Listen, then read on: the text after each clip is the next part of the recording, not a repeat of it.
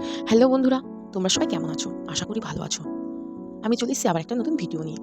দেখো, আজকের আমার বাড়িতে মেঘনা চাইতেই বৃষ্টি। অন্যদিন বলি মাংস আনো, মাংস আনো, মাংস আনো, আনতেই চায় না। আজ যখন ভাবলাম যে সারাদিন বৃষ্টি পড়ছে, সবজি আর ডাল করে তাড়াতাড়ি রান্না করে খেয়ে ঘুমোবো, তার আর উপায় কোথায়? ১২টার সময় চলে এলো মাংস নিয়ে। তো দেখো আমার সবজিটাও হয়ে গেছে। আমি মাংস সবসময় মাখিয়ে রেখে দিই, তারপরে রান্না করি। কিন্তু আজকে যেহেতু দেরি হয়ে গেল, আজকের আর সেটা করতে পারলাম না। আজকে আমি কষিয়েই মাংসটা বসিয়ে দিলাম। মসলা আমার কষানো হয়ে গেছে। মাংসগুলো ধুয়ে জল ঝরিয়ে রেখেছিলাম। মাংসটা এখন দিয়ে দিচ্ছি। দিয়ে এখন কষাবো।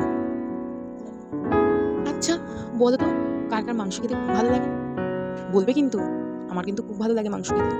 তো এক সাইডে ভাবলাম ভাতটাও বসিয়ে দিই। ভাতটাও হতে লাগলো। মাঝে, মাঝে একটু মাংসটাও নাড়িয়ে দিচ্ছিলাম। আবার মেয়ের তরকারিটাও বাকি ছিল।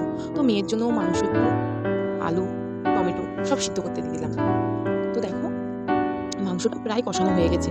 তোমাদের দাদাভাই কষা খেতে খুব ভালোবাসে। সে তার জন্য তুলেই রাখতে হয় আমাকে।